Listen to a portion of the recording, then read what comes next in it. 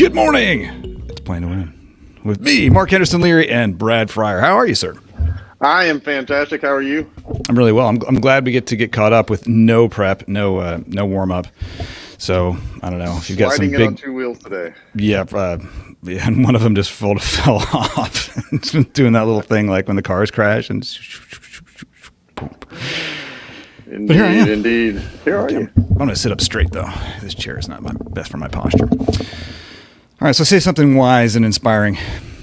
Oh man, something wise and inspiring. Today is the first day of the rest of your life.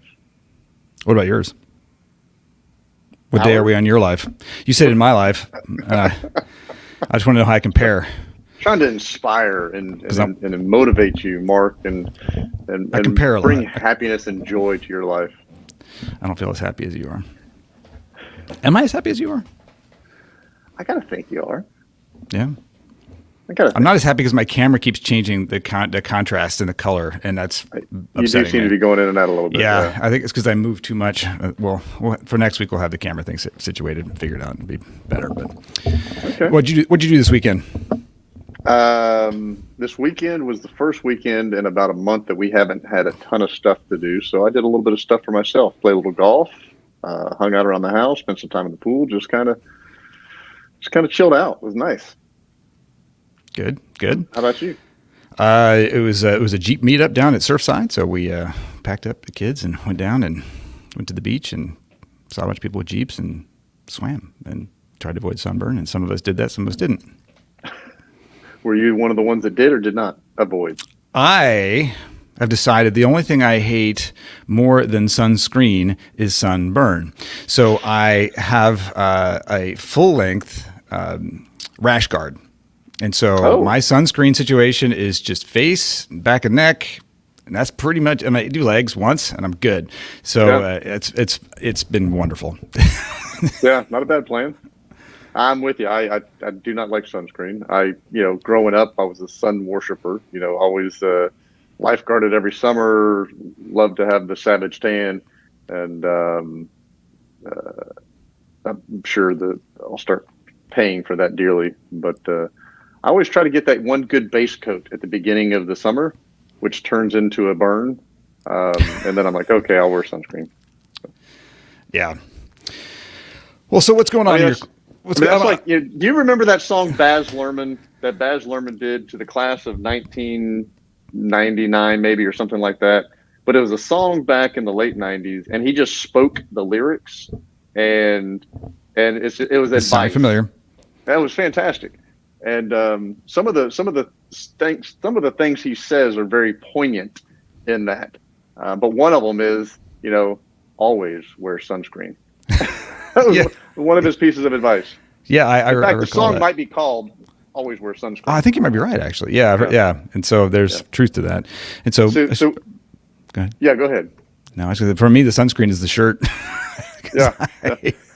I actually use one of his quotes in one of my classes, and he says, "Don't worry, but know that worrying is about as effective as trying to solve an algebra equation by chewing bubble gum."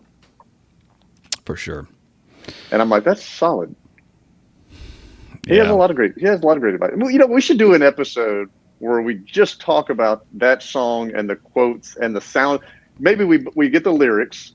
We look at which, 2 or 3 we each find the most impactful, and run with it.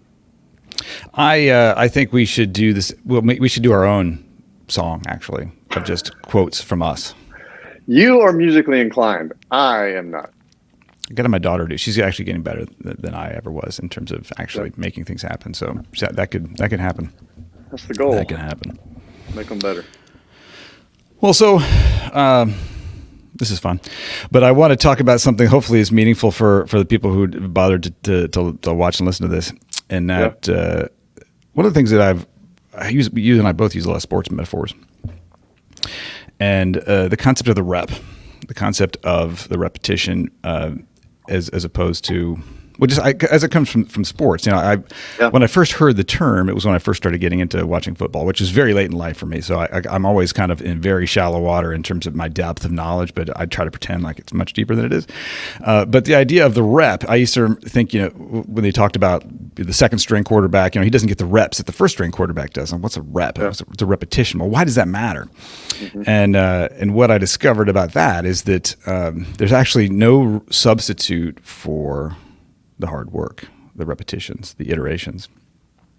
And in fact, there was a study done, and I'm kind of third-hand quoting Derek Siver's quote of the actual study, which was a pottery experiment. It wasn't about pottery, but the idea was you take 2 classes of pottery students and say, we're going to judge your art at the end of the semester or the period or whatever it is. And they had half of the subjects say, take as much time as you need, make one amazing piece of pottery. And they had the other class say, you're going to be judged by the pound. I want you to make quantity, quantity, quantity. And so at the end, after they had the 2 classes, one was just going crazy with quantity, and whatever crap came out was fine because it weighed more. And the other group was like, we're trying to get this exactly right. The judging was that the group of quantity had far better output of quality of art. And the message from that is that that's where you learn to experiment. That's where you fail. That's where you learn and grow in the repetitions. And there's a lot to unpack in this in general. But one of the things that I discovered, and in a couple stories recently, is that the difference between the performance, if you're a performer, because it's one thing to create a piece of art, but it's another thing to be on stage and speak or sing a song. The difference between a repetition and the performance is very similar. I mean, there's no difference between the two. And so you have to understand that if you're going to try to be judged for your outcome, that's going to be the performance. Or is it a repetition? Is it a time to fail? Is it a time to learn? And so in life and in sales and business and leadership, there's very precious few distinctions between, is this a practice? Is this a try? Or is this the time when it counts? Do you make a distinction in your life between practice, repetitions, and the performance, and do you treat them differently? That's for you, Brad. Yes, 100% I do. Yes, absolutely. I'm a huge believer in practice, a huge believer in repetitions. But if you sit down in front of a prospect, do you think this is the performance, get it right? Or do you think this is a practice rep, experiment? Or do you think they're all the same to you? No, they're definitely not all the same to me. I guess conceptually they are, because you're putting into practice all of the things that you've rehearsed and run through your reps on. So theoretically it's the same, but when you're sitting in front of a prospect, you don't have an opportunity to call a timeout, back it up. Hey, let me say that differently. I mean, I guess you can, but you do that enough times and you're going to botch it. But so no, I think practice is huge. Getting your delivery succinct so that you don't, because one of the problems in sales is that when you're in the game, right, when you're sitting in front of a prospect, you have a lot of nerves, a lot of anxiety, a lot of stress. And if you haven't thought about what you're going to say, how you're going to say it, how you're going to deliver those important pieces of the sales call, you tend to get wordy, you tend to stumble and fumble, and it just doesn't come out with belief and conviction. You don't sound like someone who knows what they're doing. And so, yeah, I mean, I can name, I have a list of situations where I practiced before I got into the situation and was able to run it smoothly. I've got triggered responses now based on different situations in a sales call where if somebody says something, I've got a triggered response that I've practiced and rehearsed and put repetitions in so that whenever someone says it, because sorry, I'm all over the map. I wasn't expecting this topic. Here's the problem. Really? I mean, I gave you exactly negative for 3 minutes for the topic. So here's what I try to That's practice and performance. Okay, so your preparation needs to show up here because you got to be ready. There's no time to prepare for this. Yeah, I'm off the cuff here. So this is a great example of lack of preparation and how it reacts in performance. So when emotions go up, intellect goes down. Right? As you get more emotional, your rational thinking is diminished, and so in a sales call, there's a lot of potential emotion creating scenarios. And so what I have done historically and what I try to coach and train people to do is develop triggered responses for some of those impact moments, right? So when, in negotiations, when someone says, God, love to buy from you, but your price is too high. Right. If you haven't thought about what you're going to say, if you haven't rehearsed, if you're not working off a muscle memory and you start relying on gut instinct on how to respond, you're probably going to botch it, right? I mean, same goes with golf, right? I played golf this weekend, and you can't get mad as a golfer if you don't practice and you hit bad shots. One of my you can't? Are you sure? Because I'm always mad. My brother once told me. So I was playing with my brother. I hit a bad shot. I got all pissed off, and he goes, "What are you upset about?" I said, "Well, I just hit that terrible shot. You saw it." And he goes, "Yeah, but you don't have a right to be upset. You're not that good." Was he just being funny? He was. It was a backhanded compliment or the backhanded insult, but it had a lot of truth, right? Why should I, who am a weekend golfer, get overly mad, right? You get frustrated, but why should I get overly mad if I hit a bad shot? Because I should expect to hit some bad shots because I don't invest the time practicing. Now, if I spent 6 hours a week on the driving range working on it and then went out for the weekend and played golf and I hit a shot that was terrible, I'd at least have some just cause for being upset, because I put in the work. But if I just go out and play 18 holes every 2 weeks, can't get mad at hitting bad shots or missing putts or whatever. And the same goes in the sales calls, right?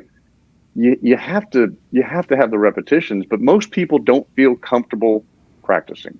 So when did you first get a clue that practice was going to be a part of your business world? I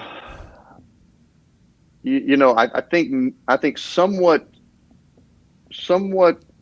in the very beginning, I would go out, like my first job out of college, I got a entry-level sales job and was very little training, just said go sell, go B2B sell. And I always look for the path of least resistance, right? The path to the quickest point to success. So I reached out to the veterans and I was like, hey, can I ride with you? Can I shadow you? Can I ask you questions? And so I'd be like, hey, what if they say this? What if they say that? And, I put myself in a lot of situations on the practice field, right? And then when I got involved in Sandler, I began to do it even more, right? Because our network and our world really does encourage that. And I can think of times where I thought about a situation I was going into. I spent 20 or 30 minutes practicing for that specific scenario, and it played out exactly as I had hoped and, won the big deal. And so for me, it's something I believe in. It's something I encourage other people to do.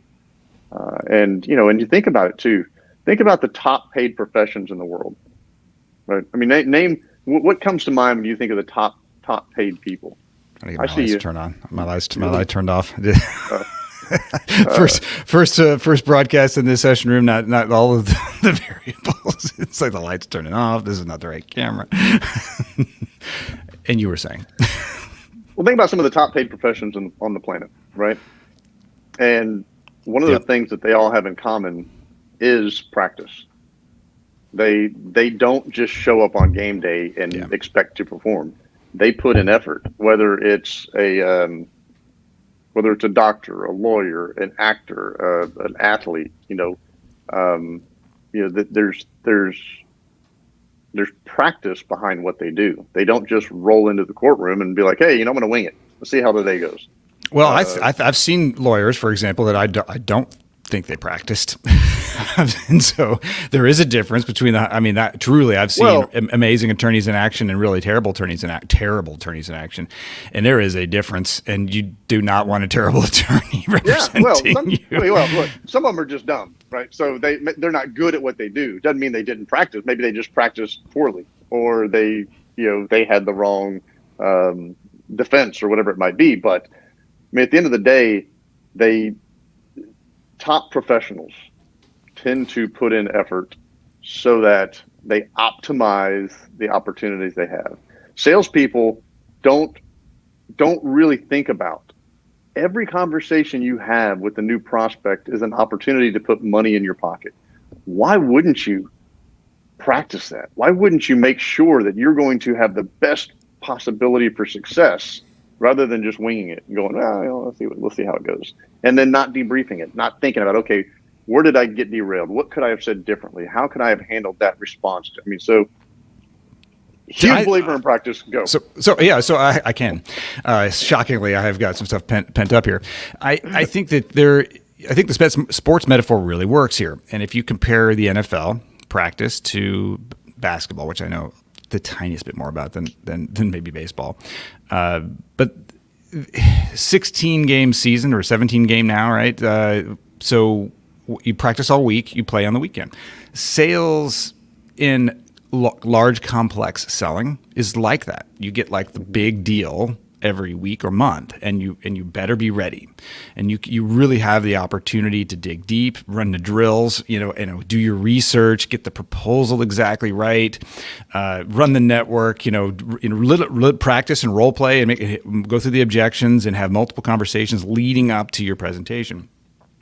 Smaller selling, where it's much more transactional, multiple days, or multiples per day, perhaps. It's a different game, more like basketball, where you have like a shoot around and you've got a game tonight and you've got 3 or 4 games, you get like one day off, and practice is more built into that. And why I think that's important, especially in leadership.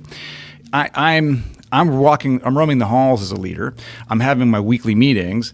There is certainly preparation. If I'm running the meeting, if I'm the integrator or the visionary of the company, it's nice that for the company to see me prepared. Preparation is certainly there, but there isn't necessarily all week to prepare for that sudden meeting in the hallway or that certain thing that pops up as a customer service issue or something that comes up. And you do have this sort of play practice hybrid where in basketball, like you're kind of hoping to learn. You have to learn and practice in game, and you have to use those actual experiences as the next learning opportunity in a different capacity. So for me, I do believe in the practice of leadership and management and doing the study and reading the books, but it also is iterative in the moment. It is like I tried to have a conversation with someone about how they felt, and it didn't go great.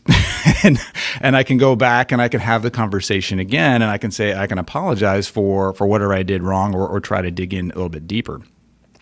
And so I guess I'm just saying that practice is critical, but I think you need to know what your game is. And if you are 16 game season, 17 game season type of selling, and you're showing up unprepared, then you really are not. You're going to get what you deserve, I suppose. Yeah. But I do think that for me, I have to really concentrate. Why it matters to me is everything does feel like a game. Like it's the game day. Everything feels like game day, and so I have to internalize failure and mistakes as the practice component of game day to feed into the next piece and make sure I'm learning from it and iterating upward and failing forward. Because especially when it goes going fast, I don't have like all week to figure out what I'm doing next week. Yeah, but even so I'm gonna agree to disagree on this one. Because I think that may be, in my mind, that's too far on the other end of the spectrum, right? Because you use basketball as an analogy, and basketball was my sport, and I love that. Great. So I'm gonna get shut down because you know so much more than me. Yeah. Okay. Yeah, a little bit. Right. Yeah, because they do have an entire off season where they practice. Right. They do have walkthroughs where they're running plays before practice or before games. They do. Hell, Allen Iverson, he's best known for his quotes during the season where he skipped practices and he was getting grilled by the media, and he said, "We're talking about practice." We're not talking about we're talking about practice, and the point was practice isn't that big a deal. I'm an all-star. I'm the best player on my team. I'm one of the best players in the league. Why do I need to practice? And so that was the point we're talking about. Y'all aren't talking about me missing a game. Y'all are talking about me missing a practice. We're talking about practice. And so they still practice because during that 48 minutes on the court, that's where they get paid, right? And so they have to optimize that time. Yeah. And the more games they win, the more they make, and so, they do practice. They watch a ton of film, right? After every game, they've got their iPads with the game downloaded on it, and they're watching, how the defense reacted. They're watching, okay, I should have passed here. I should have taken this pick. I should have, so they don't practice during the game. I mean, they're always trying to get better, of course, and you learn lessons during the game, but they still commit time to practice.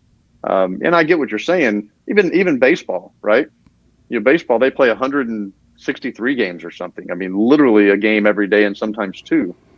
But they're before games, right? They got the batting coach out there with the cage around them talking about, where's your elbow? Where's your weight? Yeah. They're still running drills. Because so I guess I hear what you're saying, and I'll leave it as a disagreement because I like the idea that we disagreed, but I don't think we do, because I do think what you're saying is right in that when the stakes are high, the higher the stakes are, the more you must be ready. Period. Yeah. And my only point is that. It's a different flow. Like if you really try to think of your world as black and white, like an NFL situation, like the game day is next week, let's prepare all week. That doesn't apply in the same way in a highly transactional world. You are going to have to incorporate your learning from the transactions because they're coming at you. And I don't disagree with that. But I do think the lesson from the disagreement is don't use it as an excuse not to prepare. So I think what I'm saying is learn from the mistakes when they come at you. And you're saying like, don't ever get lazy on preparation. And when the stakes are high, the stakes are high.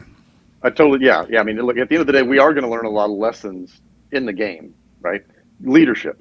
You have a catastrophe happen. You have an employee who's frustrated. You have somebody who's underperforming, and you have to respond immediately, right? Something has to happen.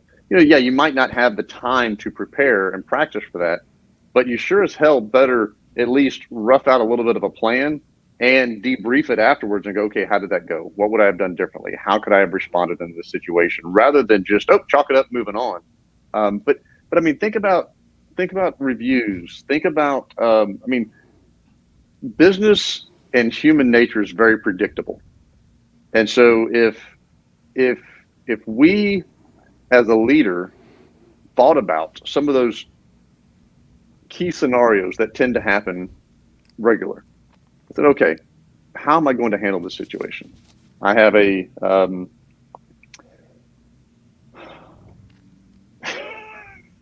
person and they're mad. That would never happen. Yeah, I can't think of I'm having a hard time coming up with the specific scenario, but yeah, I have an employee who's frustrated. They feel like they're being undercompensated I'll give you some real scenarios that are right now. We are in time of crises of abundance. We have our best employees who have worked their ass off all pandemic long, and now business is great. And now we can't find good people. And now we got 70, 80 hours and the process is broken and people are at their wits' end and people's worst is coming out and and as a leader, you're feeling like you can't replace these people. So some people are doing unpredictable things and this place sucks now, and because we got too much work and you're allowing terrible quality, and the leaders are like, we have to figure this out, and we got to push harder, and people are already kind of burned out.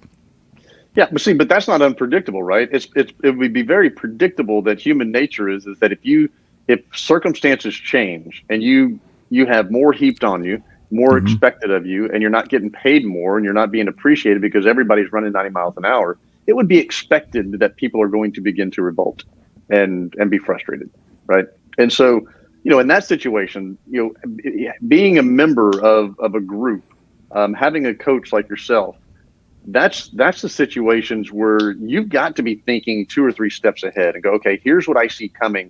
How should I be prepared to handle this? Or even better, how do I head it off? How do I become the prognosticator so that instead of my people having to come to me telling me that they're pissed off, what do I do? You like that? I love that. I mean, because if you can, customer service 101, right? If you call your customer to tell them their delivery is going to be late versus waiting for them to call to ask where their product is, it is a 180-degree difference on how they feel, right? If I call you in advance, and I say, Mark, I got to tell you, man, we're supply chain screwed up. I know we were expecting delivery on the 25th this week. It's going to be about 10 days late. I'm sorry for the inconvenience. Anything we can do to support you in this process, let me know. He is going to not be as mad as if the 25th shows up or the 26th shows up and there's nothing on his dock and he has to call you to say, hey, where's my stuff? Oh, yeah, we had some supply chain issues. You know what? They were waiting on it on the 25th. Now they're mad. So as a leader, what information can you push? What scenarios can you get ahead of that you can prepare and think about and rehearse before it becomes an issue? Well, that's it. So one of the leadership abilities that I really, especially right now, when people are busy, is that I really try to get people to buckle down with is prediction. And prediction is exactly what you said, taking a minute to look forward. And there's a couple ways we do that. We do that in our anything 90 days and longer with rocks and one-year plan and all the things we're doing in the future. But short-term prediction is sort of like this week, what went wrong? What do we need to do? How do we change our game this week? And what are the little issues that are going to affect us? And it's it's exceedingly powerful. And it starts with just taking a minute and asking yourself, what could go wrong? What did go wrong? Looking into the future. But it's a perfect pair with practice. Okay, so now that we know what might happen, now we've thought this through, what might we need to get ready for? So I love how that plugs back in. Yeah. Yeah. I mean, look, there's no excuse not to be prepared. I mean, obviously, even there are going to be things that happen that we had no idea were coming, or a response by somebody or an action by somebody that we didn't anticipate. And so that, those do happen. The goal is to minimize those, or to have at least prepared enough in other situations that some of the same techniques and tools apply, right? In a similar situation, in sales and leadership, having those triggered responses, right? Having thought through, what am I going to do if? And so when it does happen or something similar happens, you're not trusting emotion and gut, you're trusting preparation and practice. Well, and I love that. We probably need to kind of wrap up on that point, is that we use a lot of sports metaphors. And we love to point to the champions, the absolute champions, the LeBrons of the world and people like that are at the 1% of the 1% of the 1%. And there's no excuse for lack of preparation. And the results speak for themselves. You either won or you lost. We have the benefit, though, in the world of business that is kind of a little bit of the law of averages. And now I don't want to lower the bar here, but because there is the best in class in every industry for sure. Yeah. But if you show up, if you've done the prediction work and you've looked forward and you said what could go wrong, and you ran the traps on that, you did some practice, and 80% of the time you were ready and 20% you weren't, and you wrote down the lessons of the 20% where you failed and things went wrong, you are actually best in class. And you are on the path to really kicking ass. Totally agree. Yeah. Absolutely. Well, that's a great point to end. So I think that the lesson today is make sure you're aware of those game-winning moments and understand that you should assess the future and determine. Just take a minute. Take a minute to look forward. How big is the game? What do you need to be ready for? Preparation and practice and prediction are all tied in. And in terms of prediction, I predict that next week I will have a camera. And lights.